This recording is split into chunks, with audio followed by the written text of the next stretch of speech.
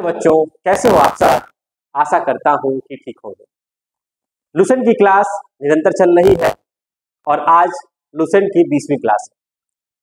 19 class तक हम पहुंचे थे, मौर्य साम्राज्य का उद्भव हो चुका था और आज बात करने वाले थे मौर्य साम्राज्य के जो सबसे शक्तिशाली शासक है जिनका नाम अशोक है, उसके बारे में हम बात करने वाले थे।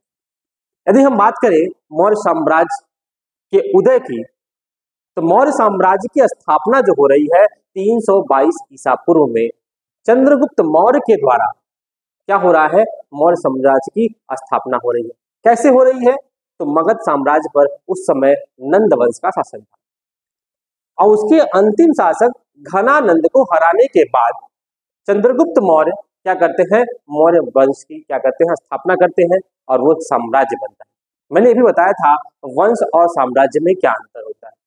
वंश अर्थात यदि कोई साम्राज्य है उसमें छोटे छोटे राजाओं का एक वंश होता था जहां पे उसका क्षेत्रफल क्या होता था, कम होता था। लेकिन अगर हम बात करें साम्राज्य की, तो साम्राज्य कई राज्यों का एक क्षेत्र होता था जिसपे जो शासन होता था, जिसका क्षेत्रफल जो होता था बहुत ज्यादा होता था। उसी तरह मगध जब उत्कर्ष कर रहा है उसमें मौर्य साम्राज्य सबसे शक्तिशाली साम्राज्य होकर उभरता है और 322 ईसा पूर्व से ये प्रक्रिया चलती चली जा रही है।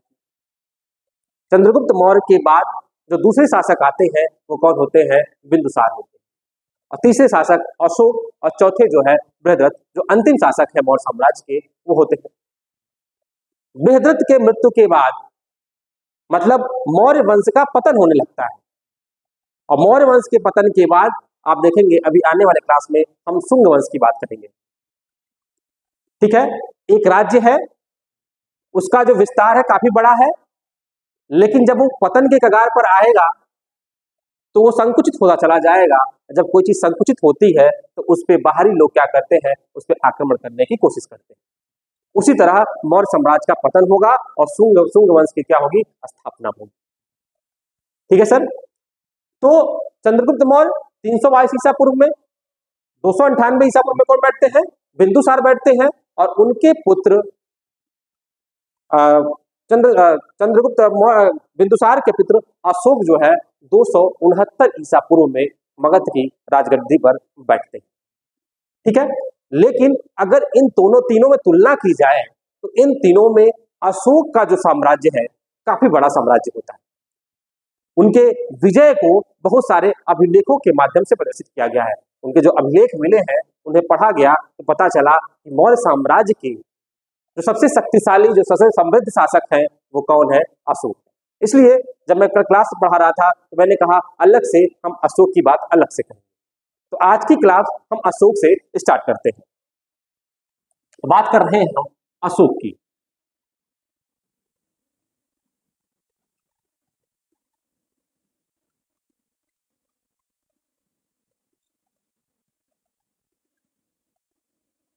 दो सौ उनहत्तर ईसा पूर्व में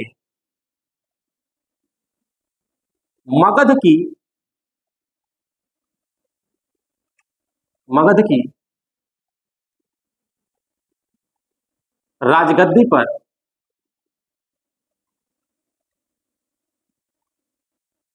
बैठता है।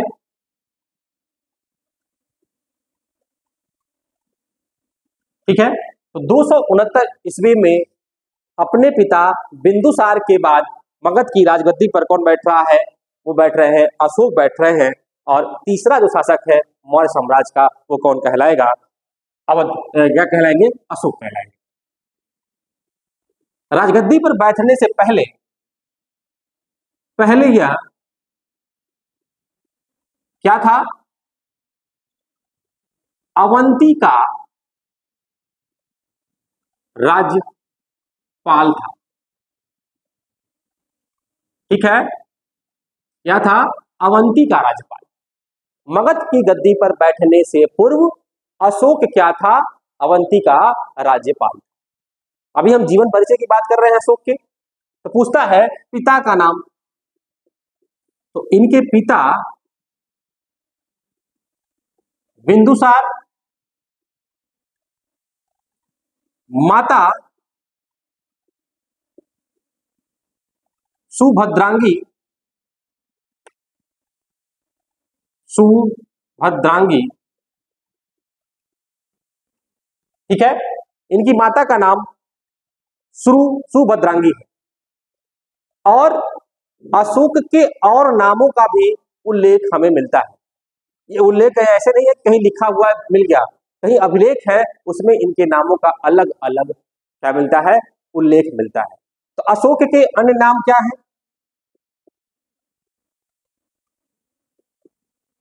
अशोक के नाम कहता है मास्की और गुर्जरा अभिलेख में, मास्की और गुर्जरा अभिलेख में इनका नाम क्या है? इनका नाम है अशोक, ठीक है। मास्की और गुर्जरा अभिलेख में इनका नाम अशोक है, जबकि कनकहल्ली कर्नाटक में पड़ता है। इसमें जो इस अभिलेख में जो इनका नाम लिया गया है रानियों, रानियों, इनका नाम है रानियों अशोक, ठीक है। मास्की और गुर्जरा अभिलेख में इनका नाम अशोक के नाम से जाना जा रहा है, लेकिन कनकहल्ली कर्नाटक अभिलेख में इनका नाम रानियों अशोक, अर्थात रानियों अशोक का मतलब होता है राजा अशोक, ठीक है। कनकहल्ली में राजा अशोक, और पुराणों में क्या कहा जा रहा है? अशोक वर्धन, पुराणों में अशोक वर्धन, पुराणों,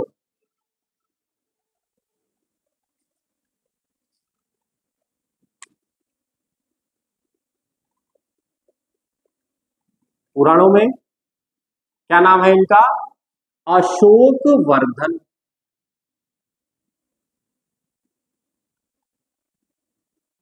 ठीक है। प्रश्न पूछता है कि अशोक वर्धन, अशोक का नाम पुराणों में किस नाम से जाना जाता है, ठीक है। फिर आता है भ्राबू अभिलेख, इसमें क्या है? अशोक खुद को मगध का राजा कहा है, ठीक है। किस भ्राबरू अभिलेख में अशोक ने खुद ही अपने आप को मगध का राजा कहा है। और 1837 ईस्वी में जब जेम्स प्रिंसेप ने जब ब्राह्मी लिपि पढ़ी तो उनका नाम जो बताया, उनका नाम था देवनाम प्रियदर्शी, ठीक है। 1837 ईस्वी में जेम्स प्रिंसेप द्वारा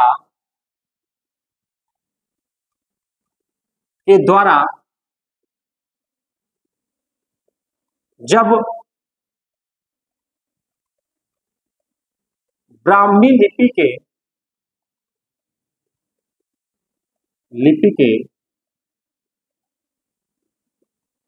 अभिलेखों को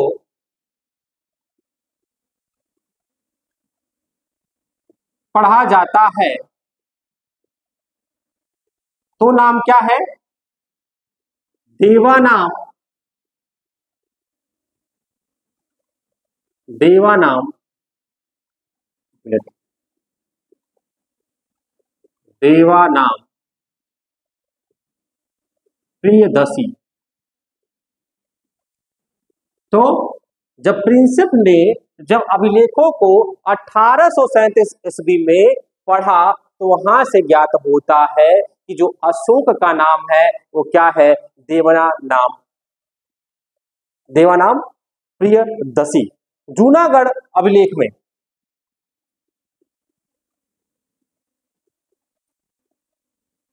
जूनागढ़ अभिलेख में क्या नाम है? अशोक मौर्य।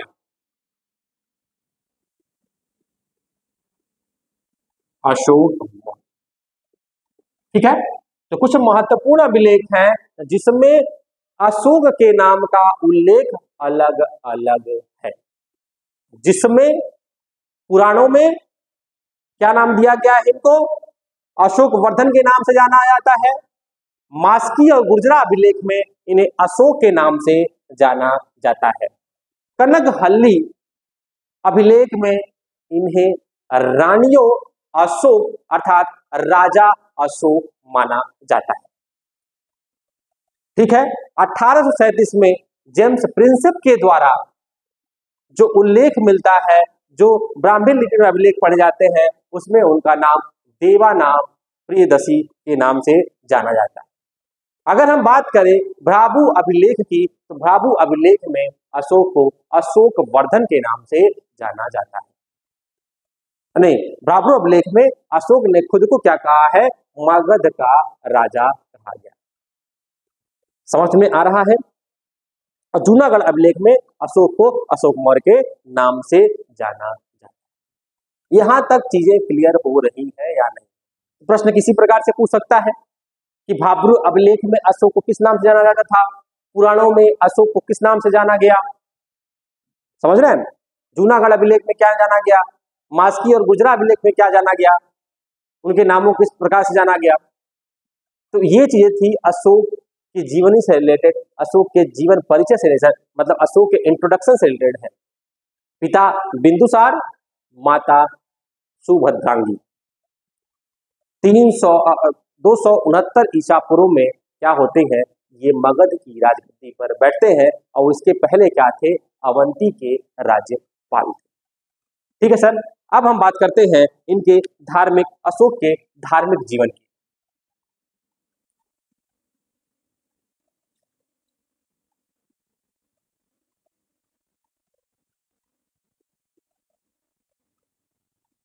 अशोक के धार्मिक जीवन,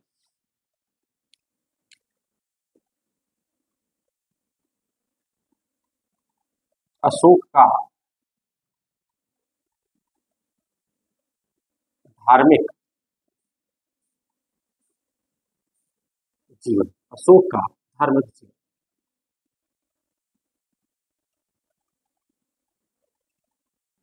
तो है, अशोक प्रारंभ में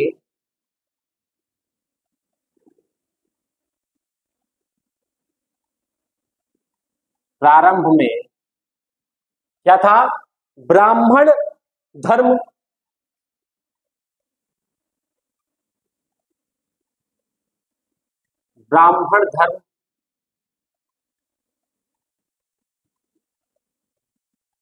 को अपनाया, ठीक है।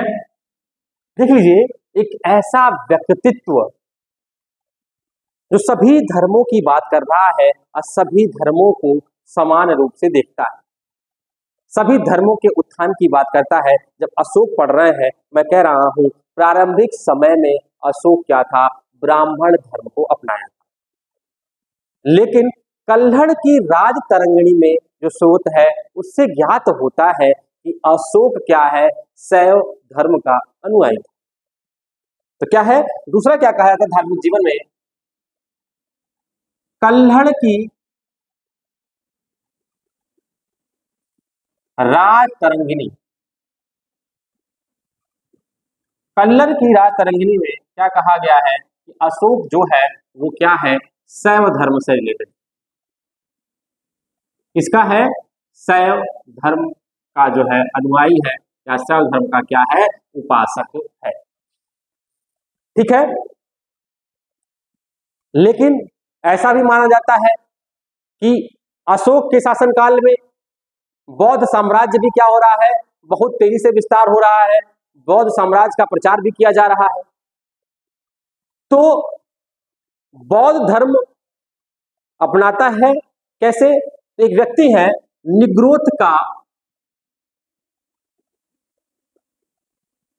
निग्रोध के उपदेश सुनकर क्या करता है, बौद्ध धर्म को अपनाता है, बौद्ध धर्म को अपनाता है। कौन?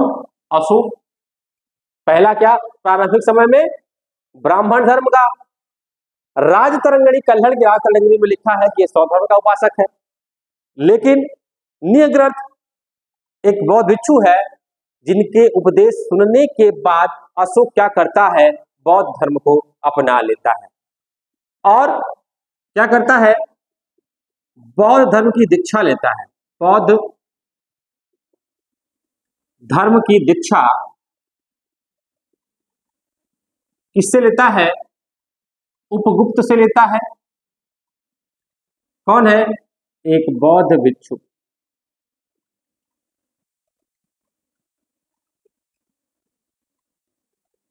उपगुप्त नामक एक बौद्ध भिक्षु से क्या कर रहा है, बौद्ध धर्म का क्या कर रहा है, दीक्षा ले रहा है। मतलब निग्रथ के उपदेश सुनकर अशोक क्या कर रहा है, बौद्ध धर्म की क्या ले रहा है, दीक्षा ले रहा है। इसका धार्मिक जीवन बहुत ही अतुलनीय है, बहुत ही महत्वपूर्ण है। धर्म के प्रति हमेशा सजग रहने वाला, धर्म को अपने शासन काल में धर्म को स्थान देने वाला, सभी धर्मों को स्थान देने वाला जो व्यक्तित्व है वो किसका है? अशोक का। इसीलिए इसे अशोक महान के नाम से भी जानते हैं, सम्राट अशोक के नाम से भी जानते हैं। मौर्य वंश के सबसे शक्तिशाली राजा के रूप में भी अशोक को मानते हैं। सर्वधर्म समभाव की क्या करता है, बात करता है। ठीक है, फिर आता है अपनी तीर्थ यात्रा। अगर अशोक की तीर्थ यात्रा की बात करें, तीर्थ यात्रा की, अशोक की तीर्थ यात्रा 3 रूपों में। पहला है अपने शासन के 10 वर्ष पश्चात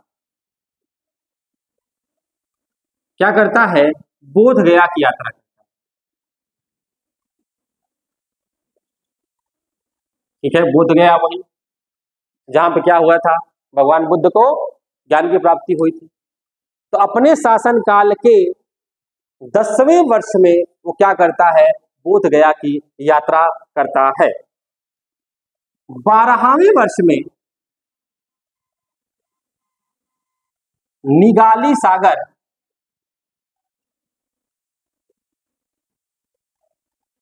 ठीक है, 12वें वर्ष में निगाली सागर की क्या करता है, यात्रा करता है। किस? अपने शासन काल में। 20 वर्ष पश्चात क्या करता है, या 20 वर्ष पश्चात क्या करता है, लुम्बिनी की यात्रा करता है। ठीक है, देख रहे हैं, एक व्यक्तित्व जिसके समय में, जिसके साम्राज्य में सभी धर्मों को समान रूप से देखा जा रहा है, इनका प्रारंभिक जीवन ब्राह्मण धर्म को मानता है। उसके बाद अगर राजतरंगिणी की बात करें उसमें इसे शैव धर्म का बताया गया है, और निग्रथ से उपदेश सुनने के बाद उपगुप्त से क्या कर रहा है, ये बौद्ध धर्म की दीक्षा ले रहा है। सभी धर्मों के बारे में सोच रहा है, तो क्या करेगा, जब बौद्ध धर्म अपना ले रहा है, इसका क्या करता है, बृहद स्तर पर इसका क्या करता है, प्रचार करता है। तो लिख सकते हैं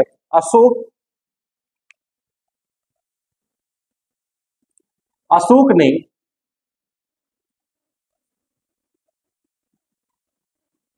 एक मिनट,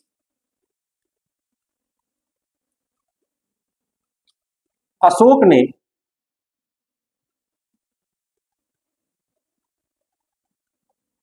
ने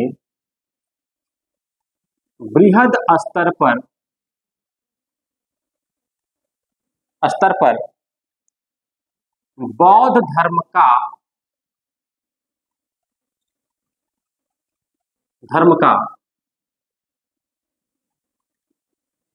प्रचार किया। ठीक है, बौद्ध धर्म अपनाने के बाद अशोक ने क्या किया, अपने शासनकाल में बौद्ध धर्म का बृहद स्तर पर क्या किया, प्रचार किया। क्या किया इसमें, तो पहला क्या किया, 84,000 स्तूपों का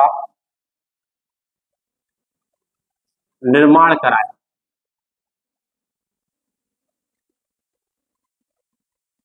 ठीक है, 84,000 स्तूपों का क्या कर रहा है, निर्माण करा रहा है। फिर क्या कर रहा है, दूसरा काम क्या कर रहा है, पुत्र महेंद्र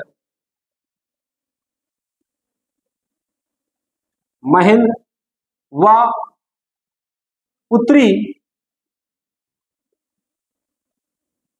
संघमित्रा, प्रश्न पूछ लिया, अशोक के पुत्र कौन, महेंद्र, पुत्री कौन, संघमित्रा। तो क्या कर रहा है, अपने पुत्र महेंद्र और संघमित्रा को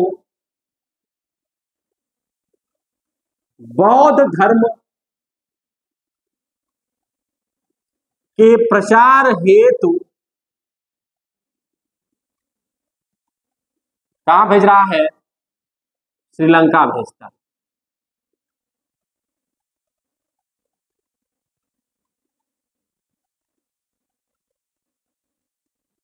ठीक है सर, तो बौद्ध धर्म का बृहद प्रचार कर रहा है। सबसे पहले क्या कर रहा है, 84,000 क्या कर रहा है, 84,000 स्तूपों का निर्माण करा रहा है और अपने पुत्र और पुत्री संघमित्रा को कहां भेज रहा है, श्रीलंका में भेज रहा है।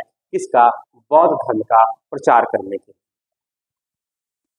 अब बौद्ध धर्म मैंने बताया था, बौद्ध धर्म में संगीतियां हो रही थी। अजातशत्रु, कालाशोक 483, 383 और जो तीसरी जो संगीति होती है 255 ईसा पूर्व में कहाँ होती है, पाटलिपुत्र में। किसके समय में हो रही है, पाटलिपुत्र में, अशोक के समय में, मकलीपुत्र अश्म के अध्यक्षता में। तो तृतीय बौद्ध संगीति का आयोजन, तृतीय बौद्ध संगीति का आयोजन कहां पे, पाटलिपुत्र। ठीक है सर, समझ में आ रही है कि बौद्ध धर्म का इतना प्रसार करता है, संगीति भी अपने यहाँ कराता है। अब बौद्ध धर्म की तीसरी संगीति का जो आयोजन करता है पाटलिपुत्र में, किसके शासनकाल में होता है, वो अशोक के शासनकाल में होता है। दूसरा है, मैंने बोला जैन धर्म का कौन था, पहले पढ़ा था चंद्रगुप्त मौर्य, और आजीवक धर्म संप्रदाय का कौन था, बिंदुसार था। तो आजीवक संप्रदाय को भी क्या करता है, सम्मान देता है। क्या करता है, आजीवक संप्रदाय को भी सम्मान देता है।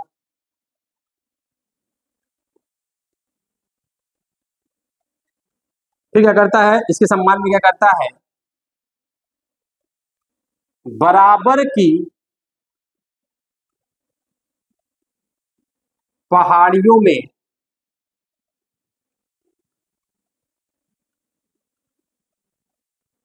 कहां पे बराबर की पहाड़ियां, तो बिहार में की पहाड़ियों में अशोक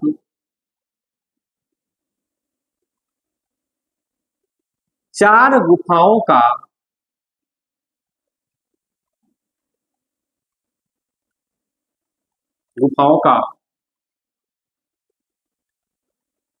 निर्माण करता है।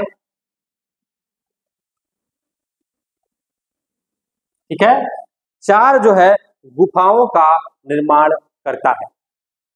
कौन कौन से चार गुफाएं, कर्ज, दूसरा चोपार, तीसरा सुदामा, और चौथा जो है वो कौन सा है सर? विष्णु झोपड़ी, विश्व झोपड़ी, सर विष्णु नहीं, विश्व विश्व झोपड़ी।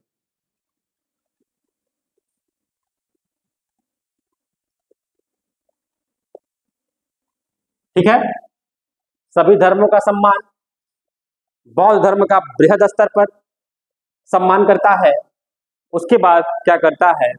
आजीवक संप्रदाय का भी सम्मान करता है, और बरार की पहाड़ी अर्थात बिहार में क्या करता है? 4 गुफाओं का, आजीवक संप्रदाय के लोगों के लिए 4 गुफाओं का निर्माण करता है। वो 4 गुफाएं कौन से हैं?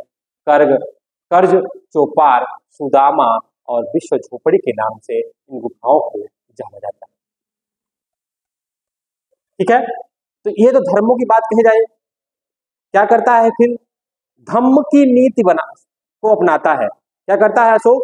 धम्म की नीति मतलब नैतिकता की संहिता है, नैतिक मूल्यों की संहिता है। क्या है? धम्म। क्या करता है? अशोक का धम्म की बात हम कर रहे हैं। अब हम बात करेंगे अशोक के धम्म की।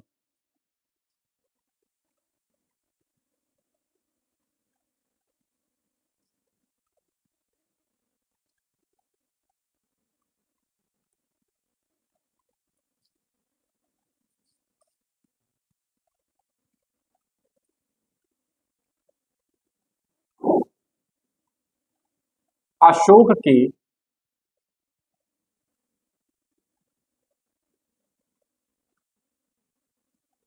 धम्म की बात। धम्म क्या है? नैतिक मूल्यों की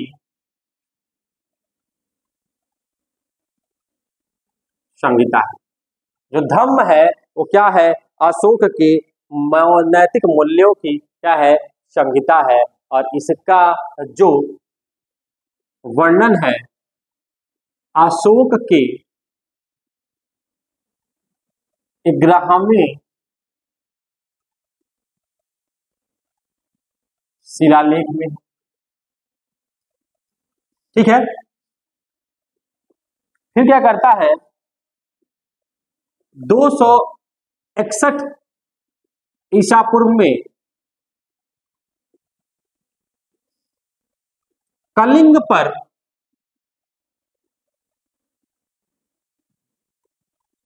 विजय प्राप्त करता है, और इस कलिंग विजय क्या है? 13वें शिलालेख में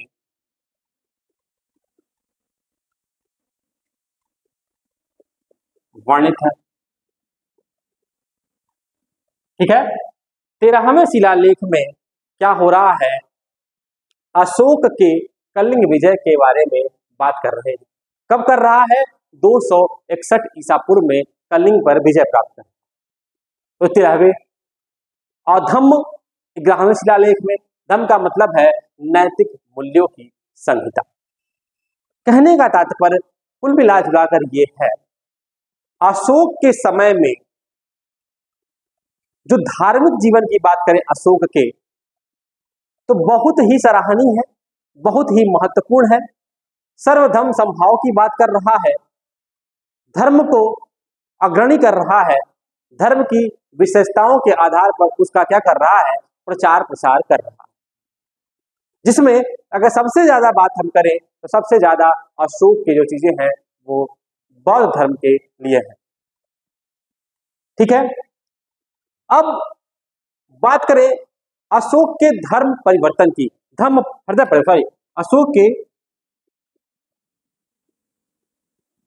अशोक का हृदय परिवर्तन। जब 261 ईसा पूर्व में अशोक कलिंग पर विजय प्राप्त कर लेता है तो क्या करता है? वो धम्म को अपना लेता है। क्यों अपनाता है? कि अशोक जब भी विजय प्राप्त करता था, अपने राज्य में इसको शामिल करता था, कभी भी कोई युद्ध हो रहा है, कोई आक्रमण हो रहा है, आक्रमण में क्या हो रहा है? नरसंहार हो रहा है, एक दूसरे को मारा जा रहा है, खून खराबा हो रहा है, जीवों की हत्या हो रही है। तो इन सबको देखकर उसका क्या होता है, कलिंग विजय के बाद हृदय परिवर्तन हो जाता है और वो क्या करता है, अब वो क्या कर रहा है, भेरी घोष से धर्म परिवर्तन हो रहा है, हृदय परिवर्तन क्या हो रहा है, भेरी घोष से क्या हो रहा है, धम्म घोष की बात कर, ठीक है, भेरी घोष से धम्म की घोष की बात कर। अगर हम बात करें भेरी घोष की, तो भेरी मतलब होता है नगाड़ा और घोष मतलब होता है आवाज। जब अशोक कोई विजय प्राप्त करता था तो अपने युद्ध का ऐलान हुआ या अपने विजय का पताका लहराता था तो क्या करता था, भेरी घोष करता था, नगाड़े से क्या करता था, उसकी घोष आवाज का घोष करता था कि विजय प्राप्त किया या युद्ध करने जा रहा। अब वो व्यक्ति क्या कर रहा है, अब क्या कर रहा है, उसका हृदय परिवर्तन होता है, वो भेरी घोष से क्या बन रहा है, धम्म घोष की ओर पहुंच रहा है। धम्म घोष का जो धम्म घोष का जो वास्तविकता है, जो उसका उद्देश्य है, धम्म घोष का मतलब होता है अहिंसा के मार्ग पर चलना। धम्म घोष का जो उद्देश्य है वो क्या है, अहिंसा के मार्ग पर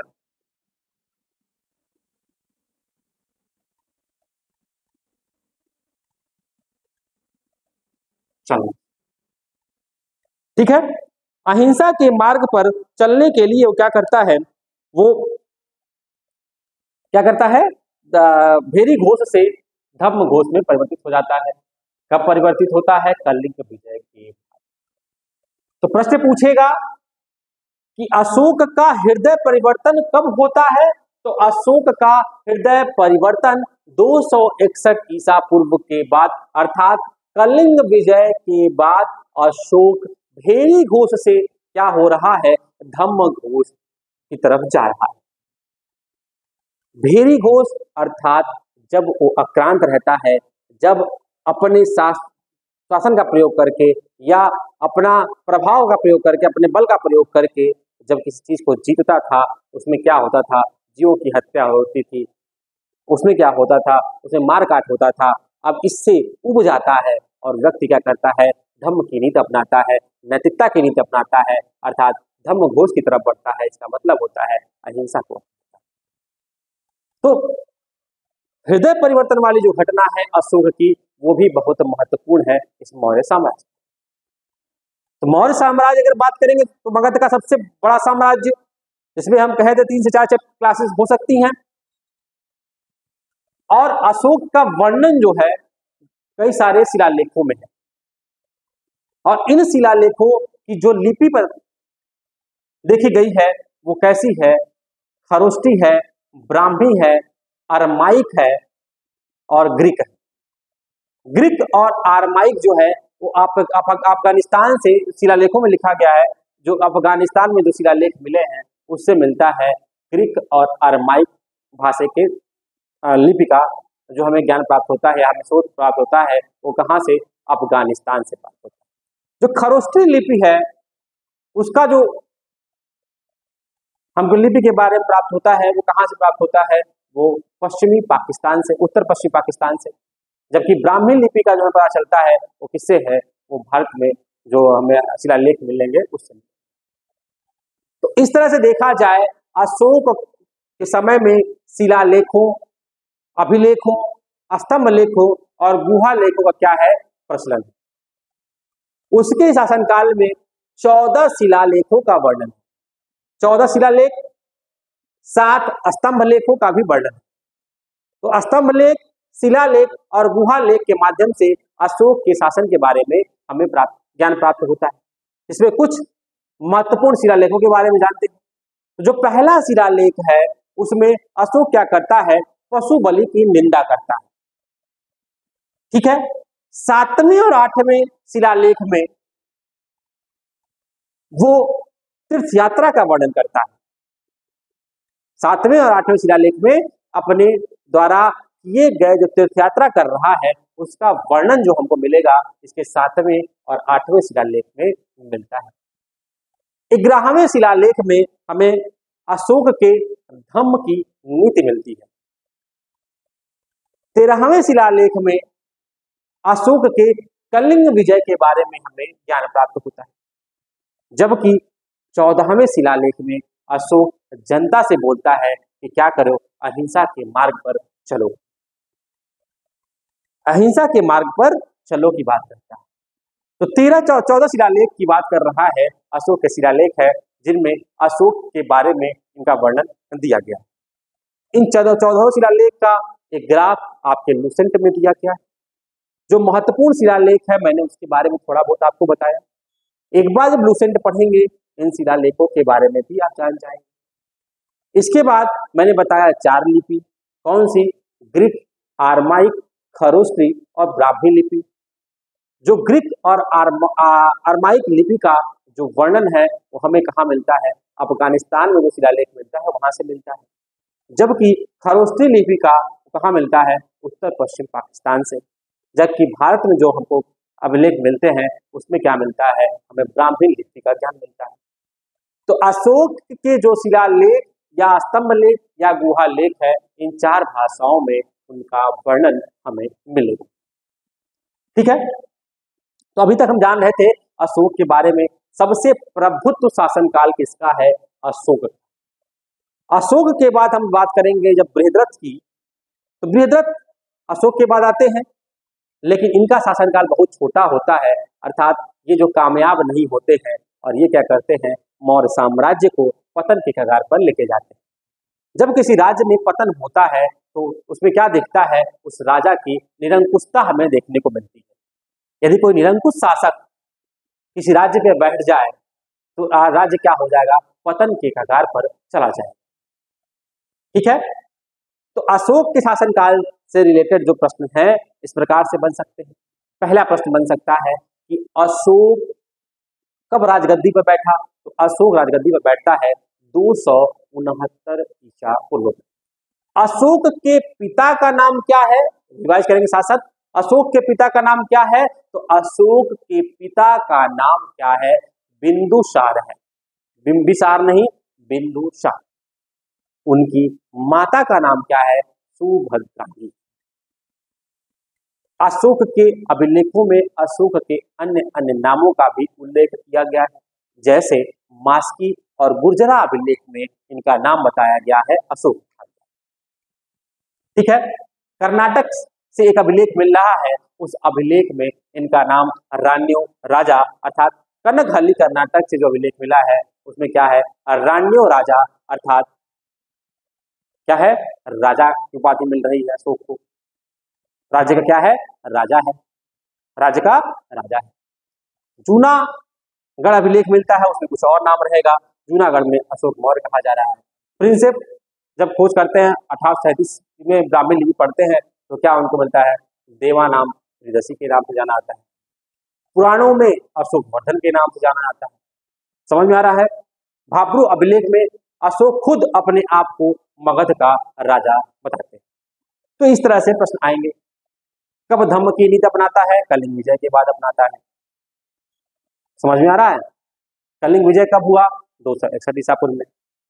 अशोक का शासनकाल, अगर हम बात करें शासनकाल की, अशोक का शासनकाल जो होता है वो होता है 273 से 232 ईसा पूर्व। जबकि 232 ईसा पूर्व में क्या हो रही है? अशोक की मृत्यु हो जा रही है। अशोक की मृत्यु के बाद क्या होता है?